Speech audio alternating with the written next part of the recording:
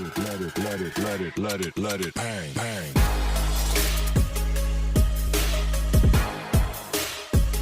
Dear students, अभी आप next sum देखोगे, नेक्स्ट एग्जांपल देखेंगे डेफिनेट इंटीग्रल का।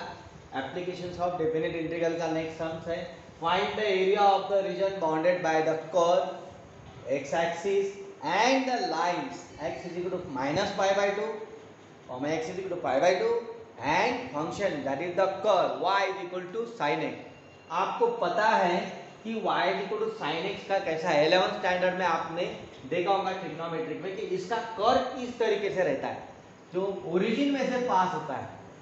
जो कर्व है y is equal to sin x इस तरीके से ओरिजिन में से पास होता है। वेव पता है आपको, फिजिक्स में आप वेव का पढ़ाई करोगे तो वहाँ पे भी आएगा। या तो इससे सबसे सिंपल चीज़ है जो ग्राफ का स्टडी है मैथमेटिक्स में, वहाँ पे y equal to sine x का ग्राफ है और इसका लोअर लिमिट अब दिया है माइनस पाई बाई टू। ये जीरो रहेगा, ये माइनस पाई बाई टू रहेगा, ये जीरो रहेगा, इधर पॉजिटिव पाई बाई टू रहेगा। तो minus pi by two to pi by two and lower limit to upper limit दिया है। अब इसमें सबसे इंपॉर्टेंट चीज़ है ये जो बाउंडेड एरिया है, दो पार्ट आ रहे हैं। इस कर्व की वजह से एक y एक्सिस के राइट हैंड साइड में upper of x axis and y axis के लेफ्ट साइड में lower of the x axis, ऐसे दो एरिया आएंगे। तो आपको फाइंड करना है, we have to find the bounded area, area of the region दिया हुआ है। तो ये a1 प्लस a2 लेना है, ये एरिया a1 एरिया a2 है। अब रूल के हिसाब से जो भी x एक्सिस के नीचे बाउंडेड एरिया होगा उसे आपको मॉडुलस लेना पड़ेगा, यानी modulus of a1 plus a2 अपर है इसलिए अपर लेना पड़ेगा। अब इस तरीके से एरिया में स्प्लिट हो गया, तो जिस तरीके से वो स्प्लिट होता है वैसा लिमिट भी स्प्लिट होने वाला है। Minus pi by two to pi by two limit आता है, लेकिन इन दोनों के बीच में एक यहाँ पे क्या होना आ रहा है, जीरो आ रहा है। Minus pi by to minus pi by to less than pi by to, that is इसे आप लिख सकते हो minus pi by to less than zero less than pi by to. इस तरीके से ये आएगा, यानी आपको अभी इसमें जो डेफिनेट इंटीग्रल की प्रॉपर्टी उसका यूज लेना है। आपको स्प्लिट हो जाएगा, ये तो जाएगा ए के लिए a1 के लिए इसका जो लोअर लिमिट टू अपर आएगा minus pi by two to zero आएगा, a2 का zero to pi by two आएगा। इस तरीके से आपने क्या देखा यहाँ पे, ये एब्सोल्यूट फंक्शन रहेगा, मॉडुलस कंसीडर करेंगे, minus pi by two to zero आएगा, वाई डी एक्स आएगा प्लस मॉडुलस कंप्लीट होगा प्लस a2 के लिए zero to pi by two आएगा वाई डी एक्स। अभी यहाँ पे y क्या है, साइन x है, इसलिए आप इसका वैल्यू साइन x पुट करोगे, इसका वैल्यू साइन x पुट करोगे। अब साइन का इंटीग्रल क्या आता है, माइनस कॉस एक्स, वही इधर भी आएगा minus cos x, no problem. लेकिन इसको क्या है, एब्सोल्यूट है, मॉड में लिखना जरूरी है। अब इसका लोअर लिमिट है, अपर लिमिट है, इसका भी वैसा है। आपको अब अपर लिमिट और लोअर लिमिट पुट अप करना है।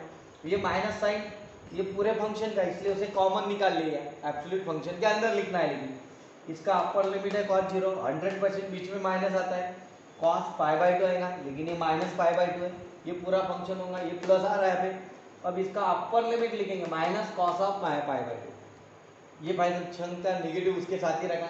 अब ये माइनस है ऑलरेडी 100% लेते जब लोअर लिमिट पुट करते अपन, फिर उसके बाद में कॉस ऑफ जीरो आएगा, लोअर लिमिट पुट किया तो यहाँ पे minus sine as it is, cos zero का वैल्यू आपको पता है 1 है, माइनस है cos minus pi by two रो या पॉजिटिव पाई बाई टू उसका वैल्यू जीरो रहेगा, ये जीरो आएगा प्लस ये प्लस साइन आ गया, यहाँ पे cos pi by to 100% zero है, माइनस जीरो, ये माइनस माइनस प्लस होने वाला है, कॉस जीरो का वैल्यू 1 है।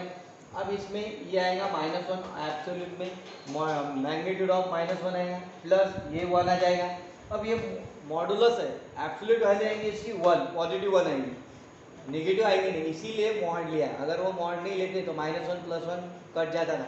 यहाँ पे mod minus one plus one आया, इसका वैल्यू 1 आएगा, 1 प्लस वन कितना आता है, 2 आता है, या इस तरीके से यहाँ पे 2 वैल्यू आता है, यानी इसका जो बाउंडेड एरिया है वो 2 स्क्वायर यूनिट आता है। Therefore A is equal to 2 square unit आएगा, 2 square unit, therefore the area of the region is 2 square unit. इस तरीके से ये नया सम का बहुत सिंपल सम है। यहाँ पे आपको इतना ही ध्यान देना है, a1 का भी एरिया निकालना है, a2 का भी निकालना है।